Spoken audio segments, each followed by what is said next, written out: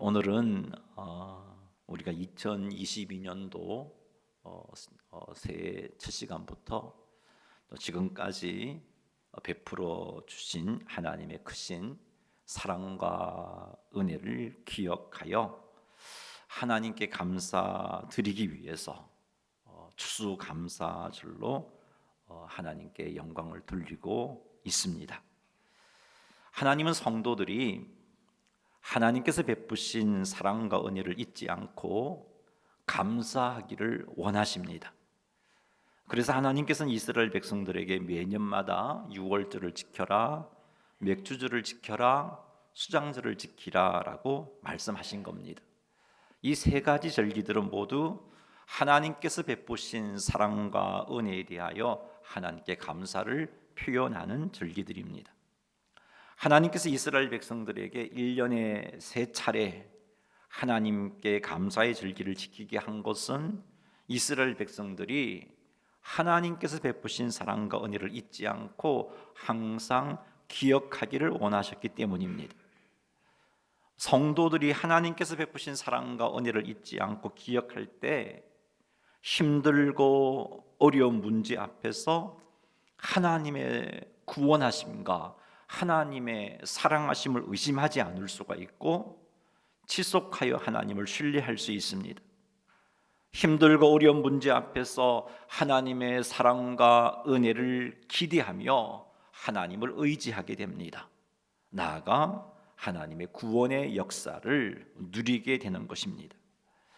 하나님의 사랑과 은혜를 기억한 여호수아와 갈렙은 가나안을 정탐하고 돌아올 때 그 가나안 땅에는 정말 난공불락의 성읍들이 즐비하고 그곳에 사는 사람들이 장대했음에도 불구하고 두렵지 않았어요. 우리가 이것 어떻게 정복할까 걱정하지 않았어요. 지금까지 인도하시고 승리케 해주신 하나님께서 가나안을 정복시킬 수 있도록 도와주실 것이다 라는 믿음이 있었기 때문입니다. 어떻게 해서 이런 믿음이 나왔어요? 출애굽하면서부터 지금까지 이스라엘 백성들을 인도하시고 보호해 주셨던 하나님의 은혜와 사랑을 기억하고 있었기 때문입니다. 그러나 하나님의 사랑과 은혜를 기억하지 못한 10명의 정탐꾼들은 가나안의 장대한 사람과 견고한 성을 보고서 두려워했습니다. 절망했습니다. 나아가 하나님께 불평하고 원망했습니다. 그리고 하는 말이 지도자를 세워서 애굽으로 돌아가자. 모세도 못 믿겠고 하나님도 못 믿겠다는 거죠. 애굽으로 돌아가자. 그렇게 했던 것입니다. 인생의 위기 앞에서 하나님을 의지함으로 승리하는 자가 되려면 하나님께서 지금까지 우리에게 베푸신 사랑과 은혜를 기억하고 감사하고 그렇게 살아가야 합니다. 그래야 문제가 생겼을 때 두려워하지 않습니다. 문제를 가지고 하나님께 나아갑니다. 문제를 바라보지 않고 하나님을 바라보게 됩니다. 하나님으로 인하여 소망을 품게 됩니다. 이런 삶을 살려면 감사하는 삶이 유지가 되어야 돼요.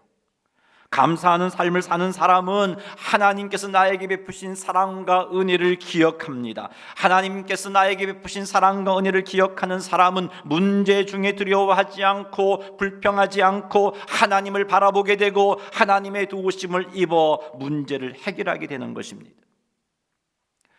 감사의 생활이 이렇게 영적으로 우리에게 유익해요. 그래서 우리적 사탄은 성도들이 하나님께 감사하는 삶을 살지 못하도록 유혹한단 말이죠. 그래서 하나님께서 베푸신 사랑과 은혜를 망각하게 만들고 나아가 불평하고 원망하게 만듭니다. 하나님의 자녀들로 하여금 하나님의 사랑과 은혜를 잊게 만들고자 사탄이 유혹하는 방법이 무엇일까요? 오늘 본문에 나타난 이스라엘 백성들은 하나님께서 베푸신 사랑과 은혜를 망각하고 있습니다. 분명히 하나님께서 그들에게 크신 사랑과 은혜를 부어 주셨고 뿐만 아니라 계속해서 그 크신 사랑과 은혜를 부어주고 계심에도 불구하고 이들은 하나님의 사랑과 은혜에 대하여 감사하는 마음이 없었습니다. 이들은 오히려 하나님께 불평하고 원망했습니다. 이 일로 인하여 하나님의 진노하심이 심히 크게 만들었습니다. 무엇이 이들로 하여금 하나님의 크신 사랑과 은혜를 생각하지 못하고 하나님께 불평하고 원망하게 만들었을까? 오늘 이 본문 말씀을 가지고 한번 생각해 보겠습니다. 그리고 사단이 우리를 감사하지 못하게 하기 위해서 어떻게 공격하는지도 깨닫게 되기를 바랍니다. 민수기 11장 4절 말씀 읽어보겠습니다. 그들 중에 섞여 사는 인종들이 탐욕을 품음에 이스라엘 자손도 다시 울며 이르되 누가 우리에게 고기를 주어 먹게 하랴. 아멘. 우리가 읽은 이 4절 말씀에 의하면 그들 중에 섞여 사는 다른 인종들이 탐욕을 품었다라고 말씀하고 있습니다. 4절에 다른 인종에 해당하는 원어가 아사프 슈프라는 단어인데요, 이 단어의 의미는 불평하는 자들의 무리라는 뜻이에요. 이스라엘 백성들 가운데 이 불평하는 자들의 무리 아사프 슈프라는 그런 무리들이 백성들 가운데 섞여 있었습니다. 자, 이들을 다른 인종으로 우리 개역 개정은 번역했어요. 이렇게 다른 인종으로 번역한 성경책이 들어 있습니다.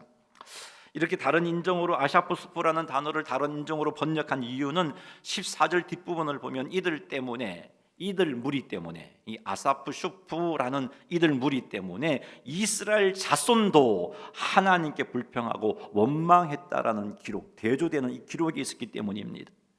자, 그렇다면 이 아사프슈프, 이스라엘 자손들을 불평하게 만든 무리는 어떤 무리들일까?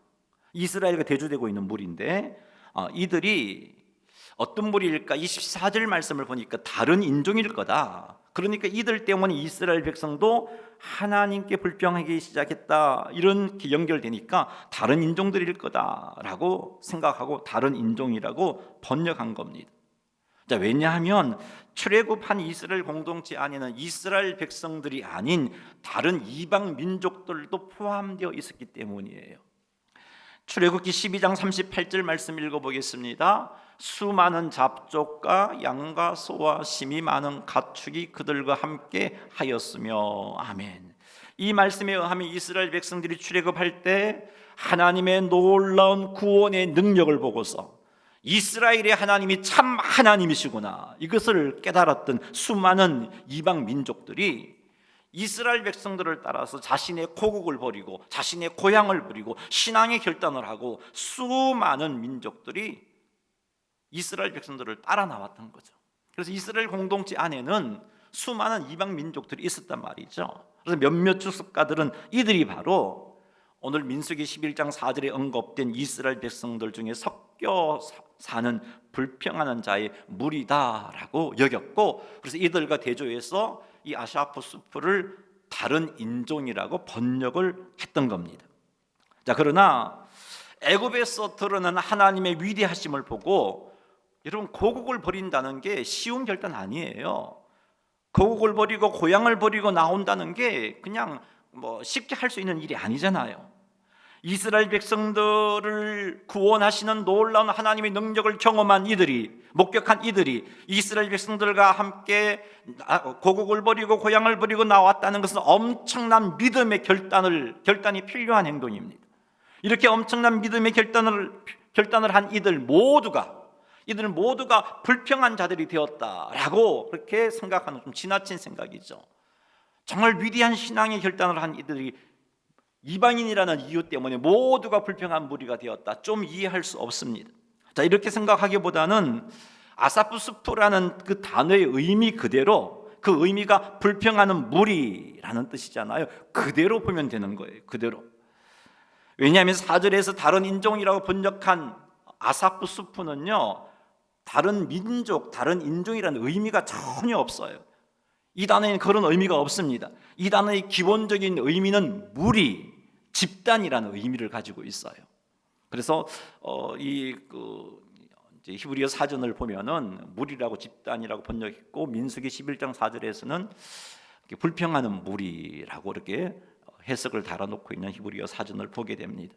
그래서 이 아사프스프라는 단어는 불평하는 무리라고 이해를 하시면 돼요.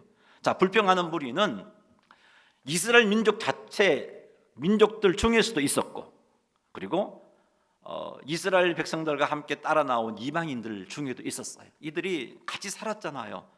이스라엘 공동체 안에 불평하는 자들이 있었어요. 이들을 통칭해서 하는 말이 아사프수프라고 이해를 하시면 됩니다. 이 불평하는 자들이 이스라엘 백성들 사이에 있었어요. 그래서 이들이 이스라엘 백성들 가운데 불평하기 시작했던 겁니다. 자, 이때가 이스라엘 백성들이 출애굽한 지 2년이 되는 때입니다. 하나님께서 낮에는 구름 기둥으로 뜨거운 광야의 기후로부터 이스라엘 백성들을 지켜주셨어요. 밤에는 기온차가 심하였고 온도가 떨어지는 그 환경 가운데 불기둥으로 이스라엘 백성들을 보호해 주시고 인도해 주셨어요. 그럼에도 불구하고 이 아사프 수프는 이러한 하나님의 은혜와 사랑의 손길에 대해서 감사가 없었어요. 아침마다 만나를 내려주셔서 이들에게 먹을 것을 공급해 주셨음에도 불구하고 아사프 수프는 이러한 하나님의 은혜와 사랑의 손길에 대해서 감사가 없었어요. 왜일까요? 하나님께서 매일매일 낮에는 구름 기둥으로 밤에는 불기둥으로 인도하시고 보호해 주시니 그냥 이게 이제 그냥 일상이 되어버렸으니 당연한 게 되어버렸어요. 매일매일 아침마다 눈을 뜨면 어김없이 만나가 내려져 있어요.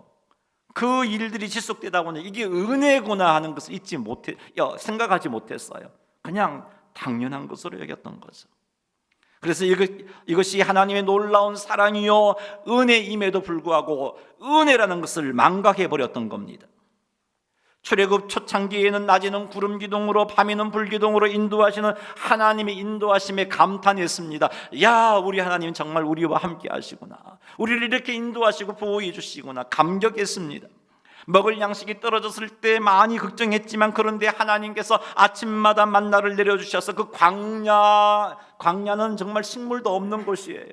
마실 물도 없는 곳이에요. 그런데 아침마다 만나를 내려주셔서 먹을 것을 해결해 주셨어요. 얼마나 감사했는지 모릅니다.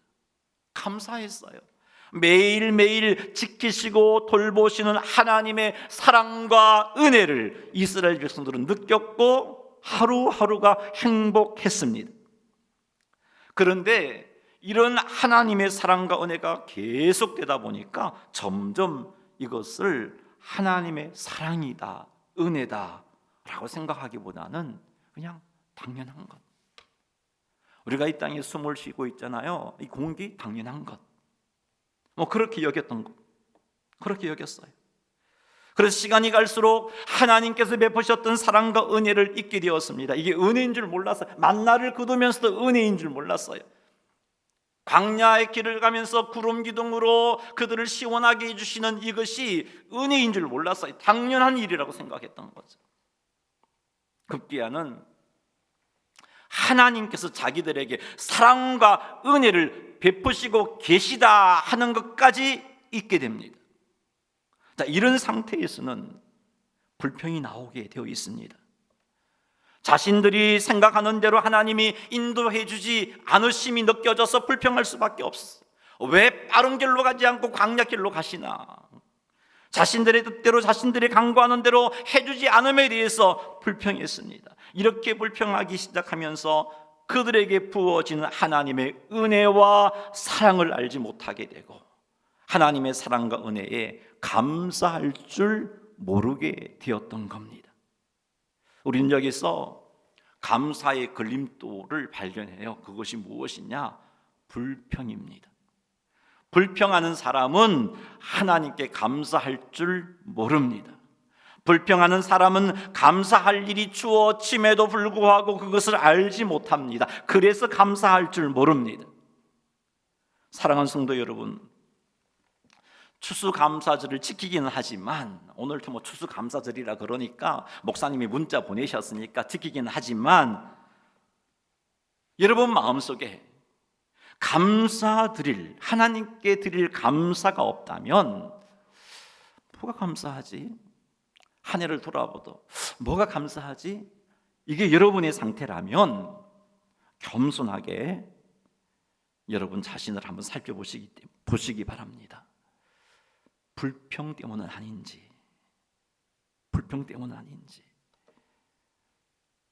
건강으로 인해서 내 마음에 불평이 자리 잡고 있었기 때문은 아닌지, 자녀들의 삶으로 인해서 내 마음속에 불평이 자리 잡고 있는 것은 아닌지, 기도에도 즉시 응답되지 않음으로 인해서 내 마음에 불평이 자리 잡고 있는 것은 아닌지, 좋지 못한 가정 환경으로 인하여서, 남편으로 인하여서, 아내로 인하여서 불평이 내 마음속에 자리 잡고 있는 것은 아닌지 한번 살펴보시기 바랍니다. 이런 불평들이 우리들로 하여금 하나님께서 베푸신 사랑과 은혜에 대해 감사하지 못하게 만들어요. 그래서 감사가 없는 거예요. 뭐가 감사하지? 뭐가 감사하지? 억지 감사가 나오고 그런 것입니다. 자, 그런데 불평은요, 하나님께서 베푸신 사랑과 은혜를 망각하는 것에서부터 시작이 돼요. 하나님의 사랑과 은혜를 망각하는 것은 하나님의 사랑과 은혜를 당연히 여기는 것에서 시작을 합니다. 사랑하는 성도 여러분, 당연한 것으로 여기고 있는 하나님의 사랑과 은혜가 당연한 것이 아니고 은혜라는 것을 깨닫게 되기를 주님의 이름으로 축원합니다. 그리하여 불평이 우리의 생각과 입술을 주장하지 못하게 하시기 바랍니다. 나아가 하나님께서 베푸신 사랑과 은혜에 마음을 다하여서 감사하시는 성도님들이 되시기를 주님의 이름으로 축원합니다. 우리 찬양 하나 드리겠습니다. 그리고 정말 우리 감사를 한번 회복할 수 있었으면 좋겠어요. 이게 은혜구나, 이게 당연한 게 아니고 은혜구나. 찬양이 악보고 위에 두었어요. 앞쪽에 은혜라는 찬양 드리도록 하겠습니다.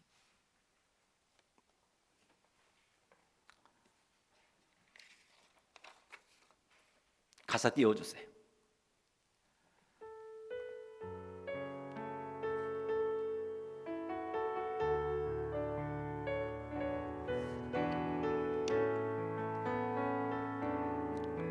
내가 누려왔던 모든 것들이,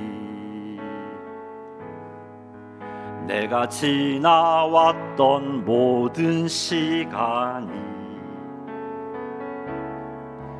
내가 걸어왔던 모든 순간이 당연한 것 아니라 은혜였소. 아침 해가 뜨고 저녁에 노을, 봄의 꽃 향기와 가을의 열매, 변하는 계절의 모든 순간이 당연한 것 아니라 은혜였소. 모든 것이 은혜, 은혜, 은혜, 한없는 은혜. 내 삶에 당연한 것 하나도 없었던 것을 모든 것이 은혜, 은혜였소. 내가 이 땅에 태어나 사는 것, 어린아이 시절과 지금, 이게 감사할 제목들이잖아요. 근데 우리 너무나 쉽게 이게 당연한 거라고 생각해버려서 감사가 없었어요. 이것도 없어서 불평했고 저것도 없어서 불평했고, 그래서 힘들고 그래서 아파했고 하나님의 사랑과 은혜를 느끼지 못했던 거죠. 하나님의 자녀가 되어서 하나님의 자녀로 살아가는 것 당연한 일이 아니고 은혜이죠. 여러분이 이곳에 나와서 찬양하고 예배드리는 것 당연한 일 아니에요. 하나님의 크고 놀라운 사랑과 은혜의 역사입니다. 복음을 전할 수 있는 축복이 당연한 것 아니라 은혜였소. 모든 것이 믿음으로 한번 고백해 보십시다. 하나님, 내 삶의 이 모든 것들이 은혜입니다. 은혜, 한없는 삶에 당연한 것 하나도 없었던 것을 모든 것이 은혜였어. 모든 것이 은혜, 모든 것이 은혜,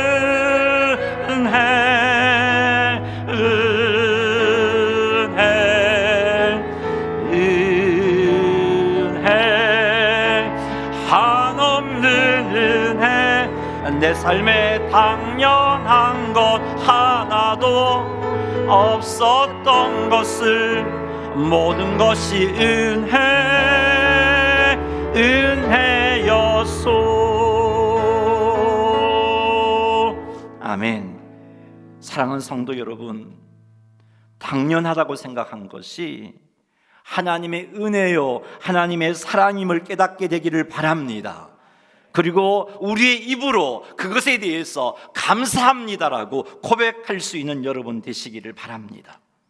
이렇게 하면 불평이 우리를 삼키지 못해요. 당연하다고 생각하고 감사가 사라져버리니까 하나님의 은혜와 사랑이 느껴지지 않고, 그래서 이것도 안 해주시는 것 같고 저것도 안 해주시는 것 같고 나를 사랑하지 않는 것 같고 나를 인도해 주시지 않은 것 같고, 그래서 불평하고 원망했던 겁니다. 그러니 사랑하는 성도 여러분, 내 삶에 일어나는 모든 일들이 하나님의 은혜임을 명심하시고 그 일들을 돌아보면서 감사함으로 하나님께 영광을 돌려드리시는 성도님들이 다 되시기를 주님의 이름으로 축원합니다. 민수기 11장 4절 말씀 다시 한번 읽어보겠습니다. 그들 중에 섞여 사는 다른 인종들이 탐욕을 품음에 이스라엘 자손도 다시 울며 이르되 누가 우리에게 고기를 주어 먹게 하랴. 아멘. 이스라엘 백성들 중에 살고 있는 그 불평하는 무리, 그 불평하는 무리들이 탐욕을 품게 됩니다. 이들이 말하는 탐욕이란 어떤 탐욕이었냐? 애굽의 맛있는 음식에 대한 탐욕이었습니다. 이 탐욕은, 이런 탐욕을 품으니까 하나님께서 그들에게 부르셨던 그 은혜가 가치 없는 것으로 여겨져 버렸어요. 이 탐욕을 품으니까 자신의 욕망이, 탐욕이 채워지지 않음에 대해서 불평하는 자리까지 나아갔습니다. 이스라엘 자손들 중에 섞여 사는 불평한 무리들이 품은 탐욕은 이스라엘 백성들 전체에 영향을 미쳤어요. 그래서 이스라엘 백성들도 탐욕에 사로잡혔고 그 탐욕으로 인해서 하나님께서 주신 은혜를 가치 없는 것으로 여기고 자신의 탐욕을 채워주지 않음에 대해서 하나님께 불평하고 원망하고 있습니다. 4절 말씀을 보면 이스라엘 자손도 다시 울며라는 표현이 있는데 원어 성경을 보면 그냥 우는 게 아니었어요. 통곡하고 있습니다. 통곡하고 있어요. 그들이 어찌하여 이렇게 통곡하고 있는 걸까요? 슬퍼서 통곡했을까요? 아니요, 이들의 통곡은 슬퍼서 하는 통곡이 아니었어요. 이들의 통곡은 자신들이 먹고 싶은 것을 먹을 수 없다는 절망함과 속상함에 대한 통곡이었어요. 젖과 꿀이 흐르는 가나안 땅은 고사하고 자신이 먹고 싶은 맛있는 음식조차 먹을 수 없음에 대한 속상함과 불평함으로 인한 통곡이었습니다. 4절에 다시 울었다라는 표현을 쓰고 있는데 그 앞에 보면 그들 운 모습이 없어요. 다시 울었다는 게 무슨 의미인가? 앞에 있는 사건 1절에서 11장 1절, 2절, 3절 사건을 연결해서 생각해 보면 다시 울었다는 말은 다시 불평하고 원망했던 것이다 하는 것을 알 수 있습니다. 민수기 11장 1절에서 3절 말씀을 보면 이들은 악한 말로 원망을 합니다. 하나님께 불평하고 원망했어요. 이때 그들의 하나님 앞에 행한 이 악평으로 인해서 하나님은 진노하셨고 하나님의 진노로 이스라엘 군중에 불이 붙었습니다. 이때 백성들이 모세에게 불이 꺼지게 해달라고 요청을 했고 모세가 하나님께 불을 지줌으로 불이 꺼지게 됩니다. 이 사건을 통해서 이스라엘 백성들은 불평과 원망을 하나님께서 기뻐하시지 않구나 하는 것을 깨달았어요. 그런데 이 깨달음이 얼마 가지 못해서 무너져 버렸죠. 왜요? 탐욕 앞에서 무너져 버렸습니다. 여러분, 탐욕 앞에서는 이런 깨달음이 힘을 발휘하지 못하고 있어요. 그래서 다시 하나님께 불평하고 원망하고 있는 이스라엘 백성의 모습을 보게 됩니다. 탐욕에 사로잡힌 이스라엘 백성들은 누가 우리에게 고기를 주어 먹게 하랴라고 말하므로 고기 주시지 않으신 하나님께 불평하고 있어요. 얼마나 엄청난 은혜와 복이 부어지고 있는데 그건 보이지 않는 거예요. 탐욕은 하나님께서 주신 은혜를 주목하지 못하게 만듭니다. 그리고 자신에게 없는 것에 주목하고 그리고 그것을 가지고 불평하고 원망하게 만들어요. 민수기 11장 5절 말씀 읽어보겠습니다. 우리가 애굽에 있을 때에는 값없이 생선과 오이와 참외와 부추와 파와 마늘을 먹은 것이 생각나거늘 탐욕은 하나님께서 날마다 만나를 주심으로 그들의 양식을 해결해 주셨음에도 불구하고 이것이 눈에 들어오지 않게 만들었어요. 오늘 아침에도 이 만나를 거두어서 먹었던 그들이 하나님 앞에 이렇게 불평하고 있습니다. 자신들의 탐욕이 채워지지 않음에 대해서 불평하고 있습니다. 즉 애굽에 있을 때에는 값없이 생선과 오이와 참외와 부추와 파와 마늘을 먹었는데 하나님께서 우리를 인도하신다고 하고서는 우리는 이런 것조차 먹지 못하고 있는 삶을 살고 있다 하면서 불평하고 원망했던 겁니다. 여러분, 탐욕은 불평으로 끝나지 않습니다. 탐욕은 하나님께서 베푸신 은혜와 사랑을 하찮은 것으로 여기게 만들어요. 민수기 11장 6절 말씀 읽어보겠습니다. 이제는 우리의 기력이 다하여 이 만나 외에는 보이는 것이 아무것도 없도다 하니. 여러분, 이 문맥 가운데 뉘앙스를 느껴야 돼요. 지금 만나에 대해서 이들이 어떤 생각을 품고 이런 말을 하고 있어요. 만나 이건 하찮은 거다라는 그런 생각을 품고 이런 말을 하고 있습니다. 여기 기력에 해당하는 원어가 네페시라는 단어인데요, 네페시의 뜻은 영혼이라는 뜻이 많지요. 영혼, 그리고 생명, 생명력이라는 뜻이 있어요. 자, 따라서 기력이 다하였다는 말은 생명이 다하였다, 생명력이 다하였다. 좀 쉬운 말로 하면 죽을 지경이 되었다는 말이에요. 죽을 지경이 되었다. 하나님께서 베푸신 만나를 먹고 살다 보니까 죽을 지경이 되었다는 거예요. 하나님께서 주시는 만나를 먹고 사니까 겨우겨우 죽지 못해 살고 있는 상태가 되었다라고 이렇게 이스라엘 백성들은 만나에 대해서 악평을 하고 있습니다. 이스라엘 백성들이 왜 죽을 지경이 되었다고 말하고 있어요? 만나를 먹었기 때문에. 만나는요, 광야에서 이스라엘 백성들이 생명을 유지할 수 있도록 하나님께서 베푸신 은혜이고 사랑이었어요.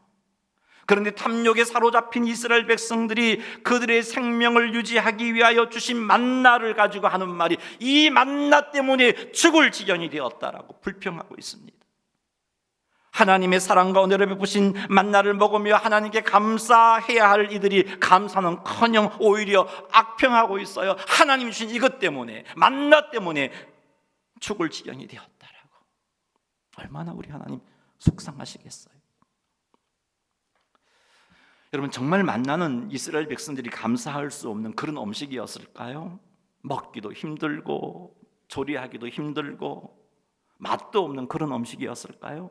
그렇지 않아요, 여러분. 민수기 11장 7절 8절을 읽어보겠습니다. 만나는 가시와 같고 모양은 진주와 같은 것이라 백성이 두루다니며 그것을 거두어 맷돌에 갈기도 하며 절구에 짓기도 하고 가마에 삶기도 하여 과자를 만들었으니 그 맛이 기름 섞은 과자 맛 같았더라. 아멘. 자, 이 말씀은 그들이 악평하고 있는 만나가 어떤 것인지, 만나의 팩트를 말해주고 있습니다. 만나가 어떤 것인지 말씀해주고 있어요.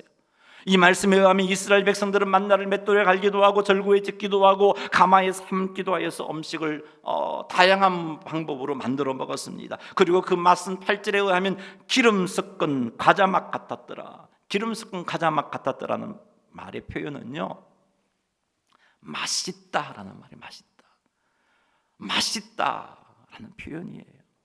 출애굽기 16장 31절 한번 읽어볼까요? 이스라엘 족속이 그 이름을 만나라 하였음에 가시 같고 희고 맛은 꿀 섞은 과자 같았더라. 꿀 섞은 과자 같았더라. 이 의미도 맛있다는 거예요. 맛있는 거였어요, 여러분. 먹기 힘든 게 아니었어요. 다양한 방법으로 조리할 수 있는 맛있는 음식이었어요. 먹고 그들이 광야 생활하면서 하나님의 섭리 가운데 가나안에 들어가기까지 그들의 생명을 유지할 수 있는 생명과 같은 것이었어요. 자, 이런 만나의 팩트를 민수기 11장 말씀이 보여주고 있는데, 이 말씀을 볼 때 만나는 먹기 힘들고 맛이 없는 그런 음식이 아니구나 하는 것을 알 수 있습니다. 먹기 좋고 조리하기 좋고 맛있는 음식이었어요. 만나는 여러 가지 방법으로 조리할 수 있는 음식 재료였습니다. 이 만나를 그들이 처음 보았을 때 하나님께 감사했어요. 그런데 탐욕에 사로잡히니 만나를 주신 하나님의 은혜를 하찮게 여겼던 겁니다. 맛있는 음식이었고 좋은 식재료였고 이것을 먹어 건강할 수 있었던 것인데 만나에 대해서 탐욕에 사로잡히다 보니까 만나를 하찮고 가치 없는 것이라고, 이것 때문에 우리의 생명력이 쇠하여졌다라고 불평하고 있습니다. 하나님께 은혜를 받았음에도 불구하고 감사하지 못하고 불평하고 있어요. 왜 이렇게 되었나요? 탐심에 사로잡혔기 때문에 이렇게 되었습니다. 우리는 여기서 감사의 걸림돌이 탐욕이라는 것을 깨닫습니다. 탐욕은요, 하나님께 받은 사랑과 은혜를 하찮은 것으로 여겨요. 탐욕은 감사를 사라지게 만들어요. 탐욕은 불평하고 원망하게 만들고 나아가 하나님의 진노를 삭게 만들어요. 민수기 11장 10절 한번 읽어보겠습니다. 백성의 온 종족들이 각기 자기 장막 문에서 우는 것을 모세가 들으니라. 이러므로 여호와의 진노가 심히 크고 모세도 기뻐하지 아니하며 여호와의 진노가 심히 크다. 탐욕으로 인하여 하나님의 은혜를 하찮게 여기고 악평하고 있는 이스라엘 백성들은 하나님의 진노를 크게 만들었어요. 사랑하는 성도 여러분, 하나님께서 내게 주신 것을 족한 줄로 알지 못해서 감사가 사라지진 않았는지 한번 살펴보세요. 하나님께서 내게 주신 은혜가 참으로 족한 은혜임에도 불구하고 족한 줄 알지 못하고 나보다 좋은 환경에 있는 사람과 비교하고 그것 때문에 부러워하고 그것 때문에 하나님께서 주신 것에 감사하지 못하고 그것 때문에 만족하지 못하고 불평하고 있다면 나는 탐욕에 사로잡혀 있는 것이에요.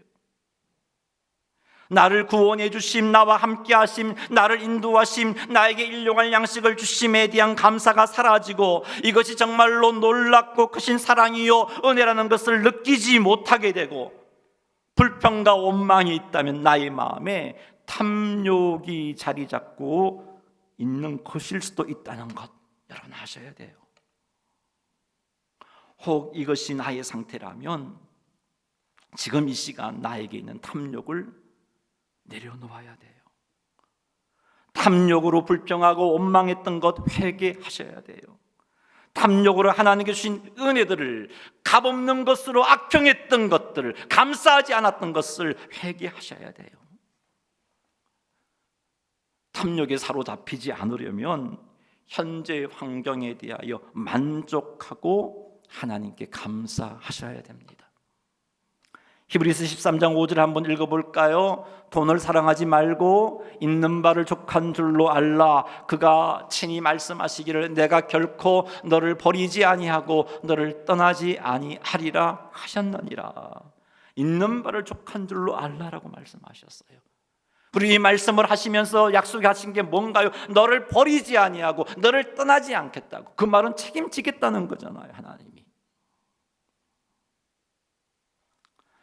있는 바를 족한 줄로 알 때 탐욕에 사로잡히지 않을 수 있습니다.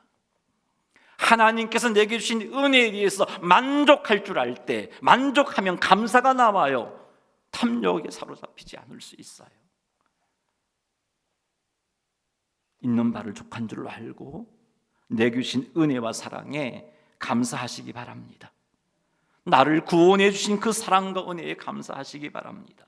2022년도도 함께 하시고 인도해 주신 그것에 대해서 감사하시기 바랍니다. 오늘 이렇게 하나님께 나와 예배 드릴 수 있음에 대해서 감사하시기 바랍니다. 어려운 가운데 하나님을 믿고 의지하게 해주심도 감사하시기 바랍니다. 누군가를 통해서 나를 이곳으로 인도해 주신 하나님의 사랑과 은혜에 대해서 감사하시기 바랍니다. 내게 일어나는 모든 일들이 하나님의 은혜임을 믿고 감사하시기 바랍니다. 이렇게 할 때, 이렇게 감사할 때 탐욕을 극복하게 되고 하나님께 감사하는 삶을 지속할 수 있게 되는 것입니다. 말씀을 맺겠습니다. 감사의 걸림돌이 되는 것 두 가지 살폈어요. 첫째는 불평입니다. 두 번째는 탐욕입니다. 사단은 불평하게 만들고 성도들로 하여금 불평하게 만들고 성도들을 탐욕에 빠지게 만들어서 우리로 하여금 하나님께 감사하지 못하게 영적으로 공격합니다. 그러니 불평과 탐욕이 우리를 주장하지 못하도록 하십시다. 불평이 생길 때 이것이 우리로 하여금 하나님께 감사하지 못하게 하려는 사단의 공격인 줄 알고 정신 차리시기 바랍니다. 그리고는 결코 우리 마음에 생긴 불평을 입 밖으로 내뱉지 마시기 바랍니다. 불평이 생길 때 하나님께서 베푸신 사랑과 은혜를 당연한 것으로 여기고 감사하지 않고 있지는 않는지 살펴보시기 바랍니다. 그리고 하나님께서 지금까지 내게 베푸신 사랑과 은혜에 대해서 감사를 고백하시기 바랍니다. 이렇게 하여 불평이 우리를 삼키지 못하게 하십시다. 그리하여 우리가 범사에 하나님께 감사하는 자가 되시기를 주님의 이름으로 축복합니다. 그리고 현재의 환경에 대하여 만족하며 하나님께 감사하십시다. 있는 바를 족한 줄로 알라 하신 말씀에 순종하십시다. 그리하여 탐심이 우리를 주정하지 못하게 하십시다. 탐심으로 인하여 탐욕으로 인하여 하나님께 불평하지 않으려면 내게 주신 하나님의 은혜를 잊지 않고 계속해서 감사의 삶을 살아야 합니다. 사랑하는 성도 여러분, 하나님께서 내게 베푸신 사랑과 은혜에 지속하여 감사하시는 여러분 되시기를 주님의 이름으로 축원합니다. 할렐루야. 우리 감사라는 찬양 드리고 한번 기도하고 설교를 폐하도록 하겠습니다.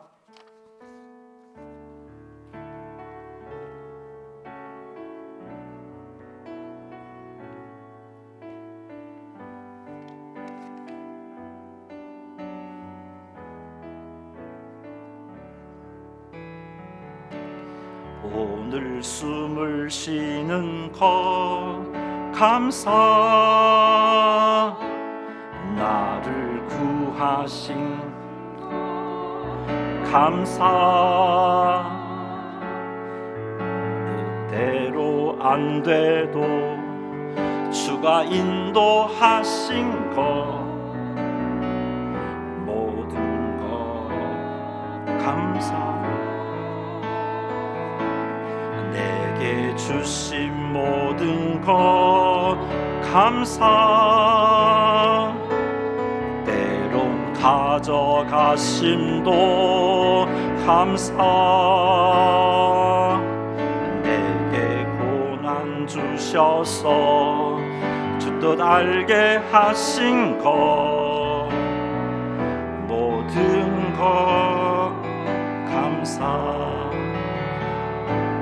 주님 감사해요, 주님 감사해요, 내가 여기까지 온 것도 은혜입니다. 주님 감사해요, 주님 감사해요, 나를 사랑하신 주 사랑 감사합니다. 항상 숨을 쉬는 것 감사, 참된 소망 주심도 감사, 나 같은 사람도 자녀 삼아 주신 것 모든 것 감사. 주님 감사해요, 주님 감사해요, 내가 여기까지 온 것도 은혜입니다.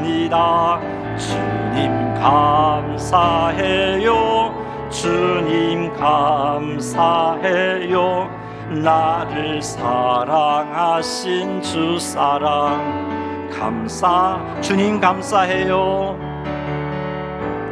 주님 감사해요, 주님 감사해요, 내가 여기까지 온 것도 은혜입니다. 주님 감사해요, 주님 감사해요, 나를 사랑하신 주 사랑. 한 번 더 고백하겠습니다. 주님 감사해요. 주님 감사해요. 주님 감사해요. 내가 여기까지 온 것도 은혜입니다. 아멘. 주님 감사해요. 주님 감사해요. 나를 사랑하신 주 사랑 감사합니다. 아멘. 우리 한번 기도합시다. 우리에게 있는 불평과 원망을 하나님께 먼저 회개하시고, 불평하고 원망하게 만들었던 하나님의 은혜를 당연한 것으로 여기고, 탐심으로 인하여서 하나님의 은혜를 하찮게 여겼던 우리의 모습을 회개하고, 하나님 이제는 당연한 것을 내게 주신 은혜를 당연한 것으로 여기지 않고, 이제는 탐심에 사로잡히지 않고 날마다 내게 주신 것에 만족하며 감사하며 하나님께서 인도하신 모든 순간순간들을 깨달아 알고 그 은혜에 감사하는 삶을 살아서 항상 범사에 감사하는 성도의 삶을 살아갈 수 있게 하옵소서. 우리 이 시간 주의 이름 한번 부르고 기도하겠습니다. 주여, 하나님 아버지, 하나님 아버지, 추수감